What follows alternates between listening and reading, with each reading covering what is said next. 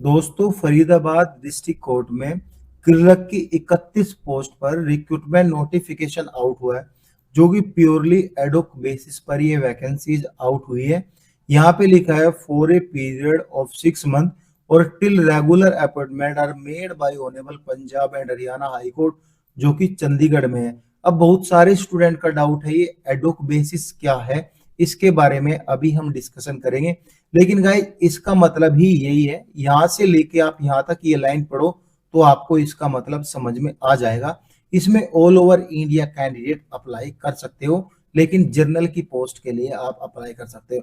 अब बताते हैं एडहोक का मतलब क्या है। एडहोक का मतलब पहला पॉइंट तो यह है for a period of 6 month, कि आपकी जॉब कॉन्ट्रैक्ट पर रहेगी, जो कि पहले आपकी जॉब 6 मंथ तक रहेगी।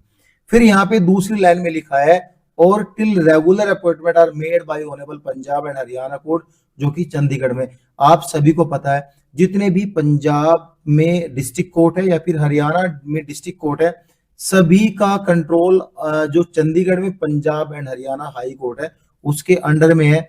लेकिन जब तक इस डिस्ट्रिक्ट कोर्ट के लिए एक रेगुलर अपॉइंटमेंट का क्लर्क की पोस्ट पर रिक्रूटमेंट नोटिफिकेशन नहीं आता, जब तक ये आपकी जॉब रहेगी।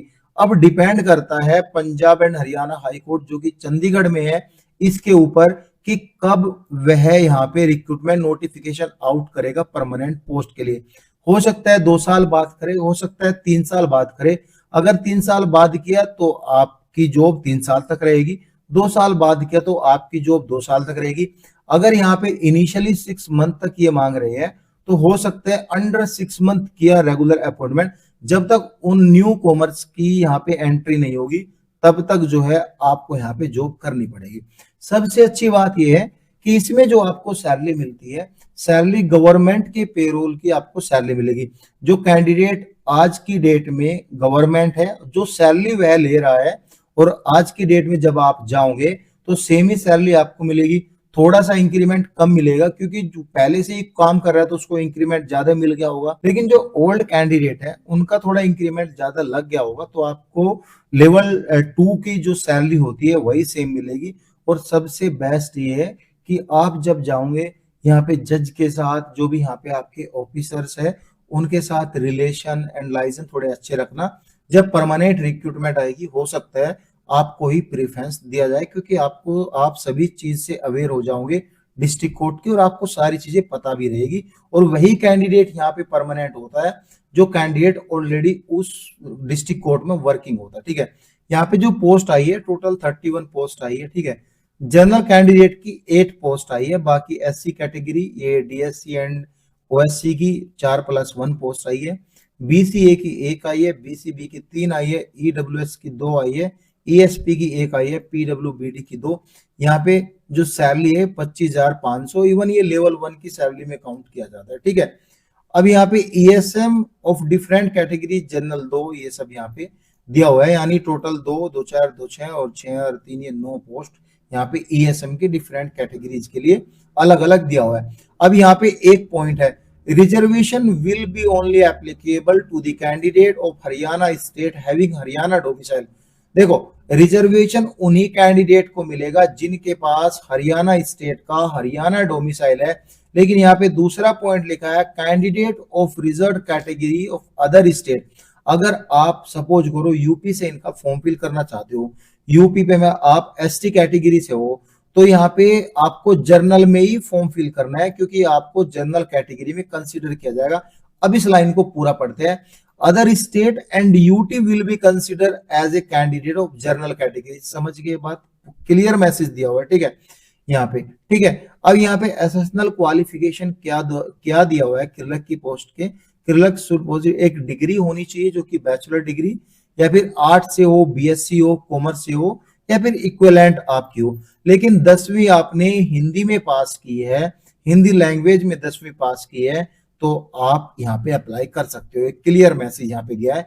एज लिमिट की बात करें, जनरल कैंडिडेट की जो एज है, जनरल कैंडिडेट या फिर other state of Haryana, Haryana के अदर स्टेट के कैंडिडेट है, उनकी एज 18 से 42 साल की होनी चाहिए। जो एज आपकी काउंट होगी 1 जनवरी 2025 से एज काउंट की जाएगी। क्लियर मैसेज ये, ठीक है।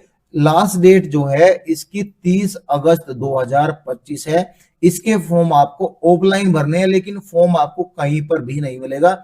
इसी वीडियो में बताऊंगा कि आपको फॉर्म अप्लाई कैसे करना है, जो कि 5 बजे तक आपका एप्लीकेशन फॉर्म पहुंच जाना चाहिए फरीदाबाद हाई कोर्ट में। ठीक है, अब सिलेबस पर बात करेंगे। इसमें खास कुछ ज्यादा सिलेबस नहीं है। इंग्लिश कंपोजिशन का सिलेबस है और जनरल नॉलेज का सिलेबस है, जो कि मैंने अपनी पहली वीडियो में बताया हुआ है। हो सकता है इस साल का ये दूसरा नोटिफिकेशन हो और मैंने आपको सिलेबस अच्छे से समझाया हुआ है। तो 50-50 नंबर का ये सिलेबस होगा। दोनों में 33 और 33% क्वालिफाइंग लेके आने, दोनों में अलग अलग आपको क्वालिफाइंग लेके आने। क्लियर हुआ।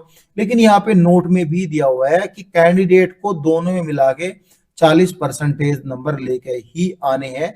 यहाँ पे लिख रहा है aggregate in written examination and having proficiency in operation computer. ठीक है, यहाँ पे दिया है। अब डेट पहले से एग्जामिनेशन जो है यहाँ पे लिखा है officially website of district high court पे आपको बता दिया जाएगा कि डेट ऑफ एग्जामिनेशन पहले से आपका कहाँ कहाँ पे होगा। एप्लीकेशन आपको कैसे भेजना है दोस्तों? एप्लीकेशन कुछ नहीं है, एक रिज्यूमे जो आप बनाते हो सेम है। यहाँ पे application on plan paper mentioning name आपको लिखना है, अप्लाइड पोस्ट लिखनी है, एक फोटो भी लगाना है उसमें, कंप्लीट जो भी यहाँ पे पैराग्राफ, फोटोग्राफ, मेंटोरिंग, ये सब मेंशनिंग, ये सब लिखा है, name, father name, husband, date of birth, gender, caste, यानी एक रिज्यूम बनाना है। और ये सभी उसमें आपके टॉपिक होने चाहिए, यानी कंटेंट होने चाहिए, हेडलाइन आपकी होनी चाहिए, परमानेंट एड्रेस, आप रिज्यूमे बना सकते हो। इसके साथ साथ सेल्फ अटेस्टेड कॉपीज भी आपको लगानी है। सेल्फ अटेस्टेड कॉपीज मींस आपको जीरोक्स करके, जो भी आपके पास डॉक्यूमेंट है, एक्सपीरियंस डॉक्यूमेंट, जीरोक्स करके आपको खुद के साइन करना है और आपको अटैच करके भेज देना है एनवलप में बंद करके। अब भेजना कहाँ पे है? भेजना यहाँ पे लिखा है रिच इन, आप बाई हैंड भी दे के आ सकते, कोई प्रॉब्लम नहीं। In the office of the district court and session जज, district court complex, sector 12, Faridabad, यहाँ पे लिखना है थ्रू रजिस्टर पोस्ट और by hand well before the closing date. बोला ना मैंने, स्पीड पोस्ट और बाई हैंड आप भेज सकते हो। ये लास्ट डेडलाइन दी है यहाँ पे 30 अगस्त 2025।